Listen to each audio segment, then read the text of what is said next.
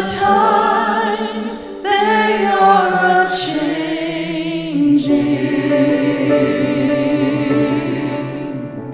So we're talking about artificial intelligence.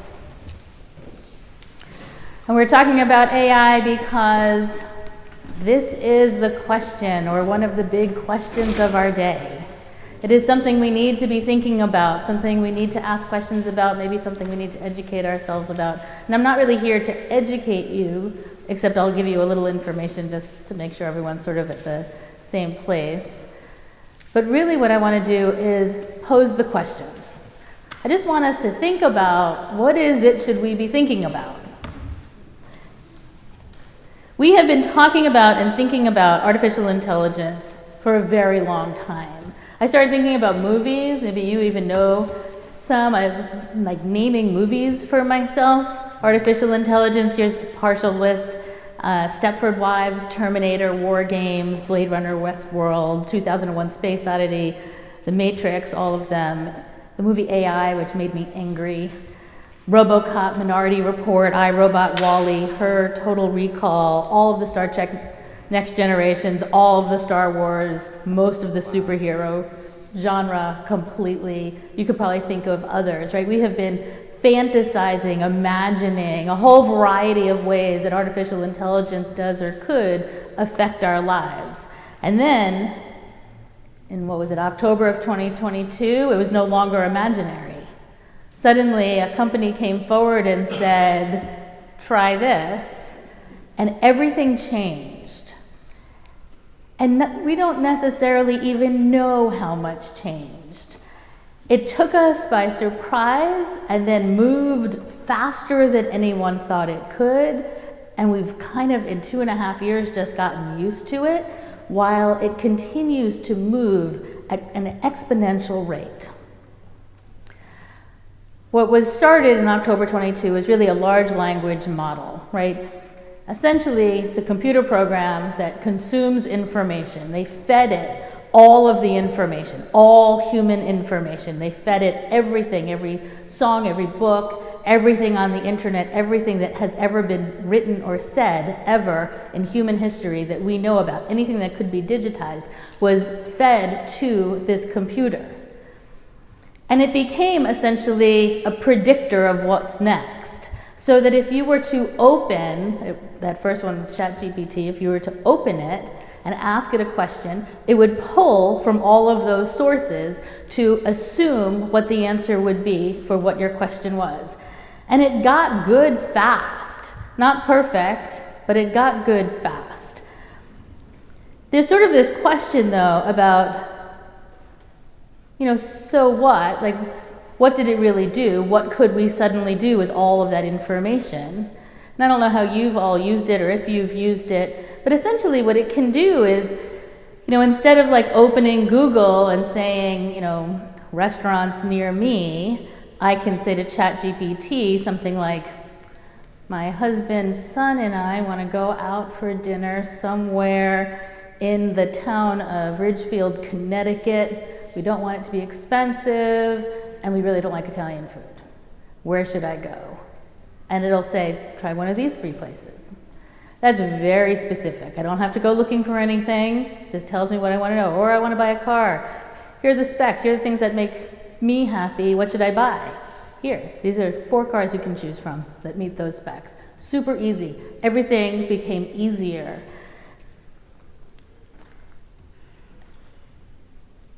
And then there's this question of, well, should it?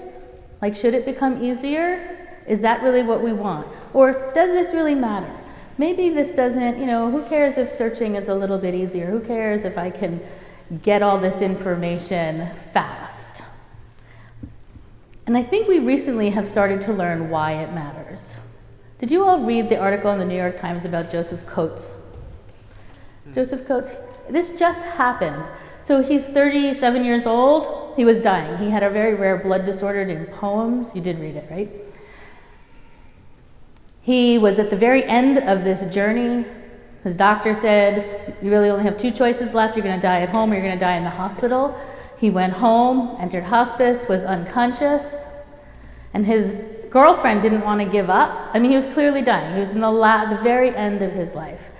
And she emailed a doctor she had met at a rare disease conference and said, is there anything at all that we might be able to do? And he got back to her the next morning. He had put all of the symptoms, he put everything into a AI. I don't know if it was ChatGPT, I don't remember now, but he put everything in and emailed her the next morning and said, look, I've got something here. No one's ever tried this before. No one's ever thought about this before. We don't really know if it's going to work, but he's in the last few hours of his life, so let's try. And it worked. It was a completely new protocol that AI came up with, and now Joseph Coates is alive and in remission. It worked. It worked in a way no one could have imagined. We've actually learned, there was a study done, that medical diagnosis, so the study was essentially, can AI diagnose better than a human? And they did sort of a random study. So they said AI gets same information everyone else gets. We're going to plug that into AI. We're going to give doctors alone, we're going to give them all the information, and then we're going to do doctors who have access to AI, they're going to work together. So doctors without AI, doctors with AI, and just the AI. Doctors on their own, properly diagnosed 74% of the time. AI, properly diagnosed 90% of the time. 90% of the time. AI on its own got it right. Now here's a really interesting number for me.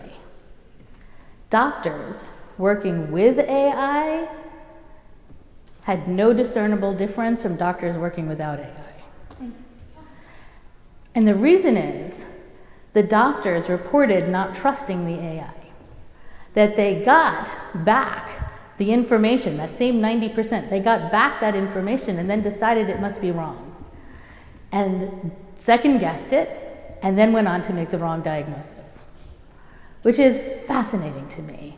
It says so much about how we approach new tech, that we just assume that it can't possibly be good enough, that it can't possibly do what it's reported to do. So,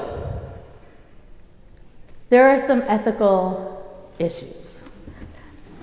There are two ethical issues that I think are really critical. One of them is that AI consumes all this information, all of it. The companies are not paying copyright. They're not giving credit to any of the artists, any of the musicians. They're just out there scraping the internet to gather as much as they can. It just consumes information. Artists have been protesting, there are some musicians in the UK who protested by putting out an album of an empty room. A recording studio, they turned it on and said, this is what happens when there aren't any musicians. A whole album of empty rooms. Because if musicians aren't paid, then how do they make money? How will they have that kind of time and space to make music? And in the end, you don't have any music left. I think it's a really good argument.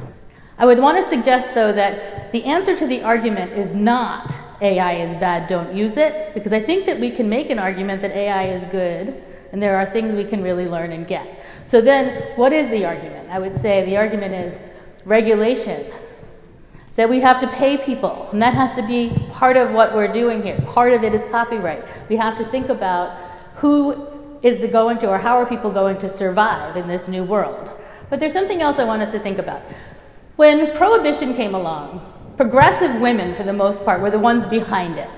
What they said is, alcohol is ruining our lives because our men are going after work to a bar and they're getting drunk and they're not coming home and they're spending too much money. Sometimes they're going during lunch and they're not going back to work.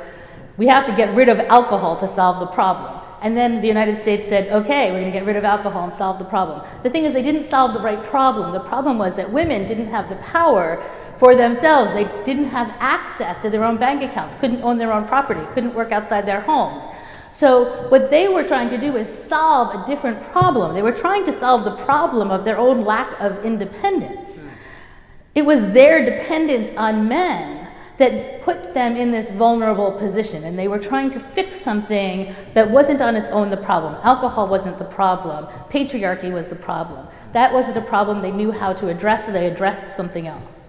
I feel a little bit like we're doing that with AI too.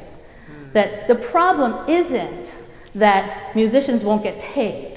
The problem is that we live in a society that requires so much money to support ourselves that we can't possibly find new tech or ways of being generous with each other because everyone's afraid they're going to starve.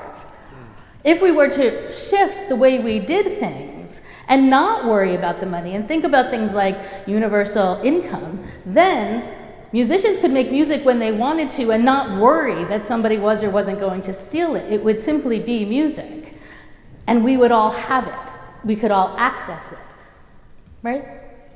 So I'm going to ask us to think about what the real problems are that we want to solve. The second big issue with artificial intelligence is the environmental impact, and that's very real.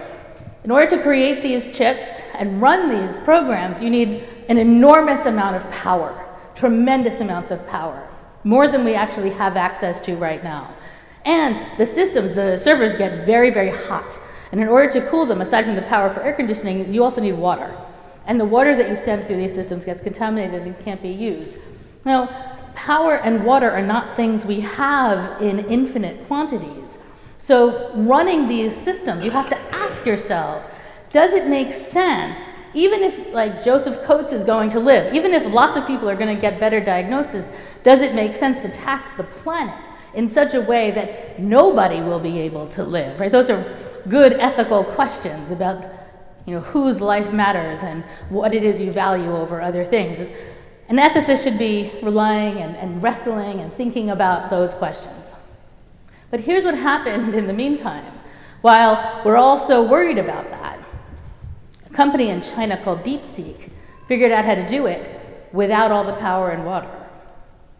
That the United States decided not to give them our better chips. There's actually a law that Biden passed. Don't send the good chips to China. So China was like, that's fine. We're going to create something else. And in the absence of access to American top chips, they created a chip that is much smaller, much lighter. They created a program for it that doesn't require the same energy. If we had stopped from the beginning and said, AI bad, and it has to stop, we wouldn't have gotten to a place where we might actually be able to solve the very problems that we were creating. And I say this because I think that there is a human response to new technology to feel afraid. And we somehow have never learned how to consider the possibility that there's a world we haven't imagined yet. So that when television came out, how many people said, this is the end of Hollywood? It's the end of movies. And what ended up happening was the opposite. There are more movies. More people are watching movies. The art actually grew exponentially as television rose. There's a world we haven't imagined. We do it over and over. We see something new and we say, no, we want everything to be as it is. We can only see why that's bad. And I would suggest, okay, see why it's bad and address it. Think about it. Have platforms, conversations, conferences, convocations, get people together and wrestle with the real problems. Because the tech itself doesn't have to be bad. The tech itself is just new.